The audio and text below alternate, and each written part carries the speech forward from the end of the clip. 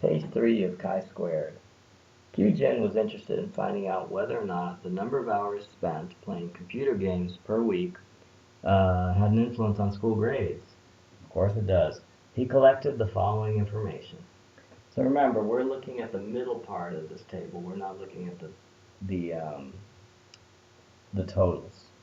Perform a chi-squared test at the 5% significance level to decide whether the grade is independent of the number of hours spent playing computer games. State the null hypothesis. Now remember, the null hypothesis is always that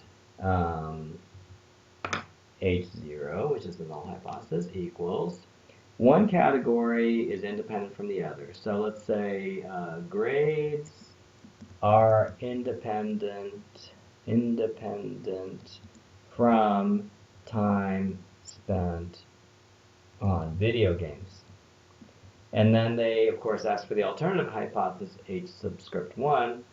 It's the opposite. Grades and video game time are not independent. And you always write not independent. You don't write dependent.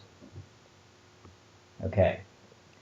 Show that the expected frequency of a high grade and 0 through 9 hours of playing computer games is 39.3.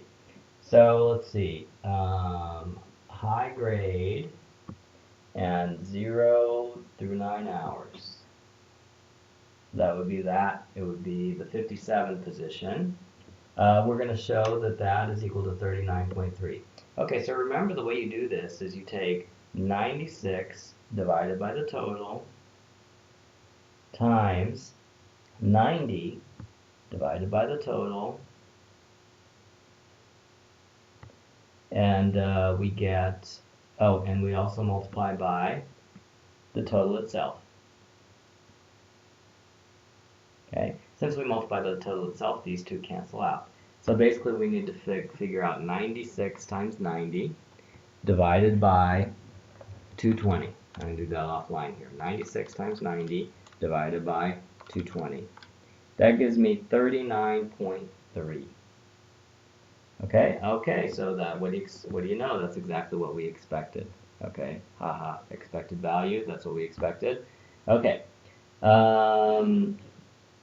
the calculator actually does all those calculations automatically, but you know, if they ask you to demonstrate how you find one of those, that's what you need to do. And how do you start a chi-square problem? First you do second matrix, and then you go into an empty one, or you could always use AB if you want to, but I always like to use new ones. I'm going to use, for example, JK. Oops, there is no JK, there's only J. So now I'm going to have to overwrite one of these. I'll go back to AB. Okay, or maybe I'll do IJ. I'll do IJ. So I'm going to go into I, and then I'm going to input my matrix, which is 3 by 3. So I put 3 here, and I put 3 here, and it changes into a 3 by 3 matrix. And then I'm going to put in these numbers: 6, 11, 23. So now I've entered all the numbers, and then I'm going to go to Stat Tests, Option C. If I go up, it's faster to get there. I'm going to do the chi-squared test, and I'm going to use H and I. Or wait, I and J I'm going to use. So I'm going to do second, matrix, I, and then for the expected, I'm going to put second, matrix, and then matrix. Then I'll go to J, because J is empty. And then I'll go to calculate. And then I get a bunch of numbers out here, all of which are pretty important. Chi-squared is actually 42.1. The p-value, which is kind of the opposite of chi-squared, it gets smaller when chi-squared gets larger, is 1.59 times 10 to the minus 8. Very tiny, right? Because chi-squared is pretty big. And it says degrees of freedom is 4. Okay? Let's check the I matrix. So we'll go back to second matrix, and we'll go to edit, and then we're going to go to I, or J, I'm sorry, J is the expected value matrix. And then we can check to see that, hey, look, 39.273. That jives with the 39.3 that we calculated by hand, right? So the calculator does calculate all those. It's just that usually on the test they ask you how to calculate it. Show that the number of degrees of freedom is 4. Remember that if you have a 3 by 3 matrix, to find that it's 4, you just multiply 3 minus 1 times 3 minus 1. That's how you show that the degrees of freedom is 4. Write down the chi-squared value. We already did that. It's right there. The critical value is 9.488. Remember that the critical value is the value that you compare to the chi-squared number. And it's bigger. So when chi-squared is bigger, that means it's less independent. It's more to the right of those diagrams in the investigation or the tables in the investigation, which means they're not independent. And so we reject the null hypothesis. Okay, so we reject null hypothesis because 42.1 is greater than 9.488. Number 6. The local authority conducted a survey in schools in Rotterdam to determine whether the employment grade in the school was independent of gender. The results of the survey are given in the table. So remember, the table is actually the middle part. It doesn't include the totals. Okay. Perform a chi-squared at the 10% significance level to determine whether the employment grade is independent of gender. State the null hypothesis and the alternative hypothesis. So let's see, the null hypothesis is that the two categories are unrelated or independent. So we could say gender and employment grade is independent. Okay. Okay. And then of course they also ask for the alternative hypothesis H1.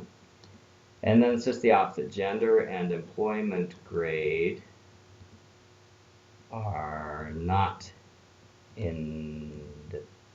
I have trouble typing independent. Independent. Okay. And I spelled it wrong again. Independent.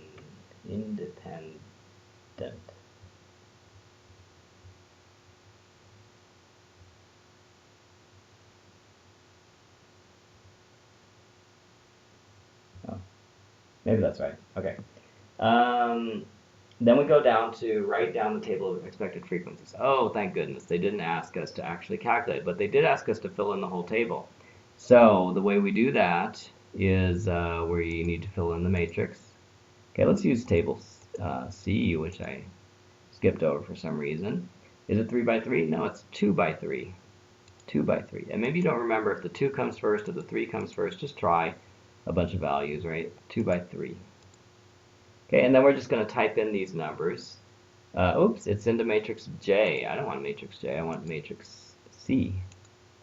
Oh, but I want to go to edit. Edit. And then I go to C. Sometimes you make a mistake and you go into names back then, right? 2 by 3 matrix. And I'm going to put in these numbers like 26 and 6. And I'm going to put 148. 148. 51. 448. 1051. Okay, and then we're going to stat tests, and we'll go to chi-squared test, and we'll put C, because that's the one we used. We use C, and then we'll also put D in there to capture our second matrix, matrix. Okay, finally. And then we'll put D, names D. And then we go to calculate. And then so we have a chi-squared value of 180. Chi-squared, 180. P-value of 8 times 10 to the 40th. p-value of 8 times 10 to the minus 40th. Degrees of freedom equals 2. Okay. And then we're going to check out what ended up in the expected value table. So we go to the second matrix and we go to edit. We're not going to actually edit it, we're just going to look at it, but we're going to look at D, matrix D. And here are the values, and we're going to fill in the table now. So we're going to put male, female, directors, management, teachers, total. Okay, and then so it's going to be 11.5. Wow, something's really slow today. 11.5, 20.5, and let's see, 71.5, 127.4, 538. 539, I guess, 539, 960. Okay, and of course the totals are just the same as above, but you don't have to write the totals.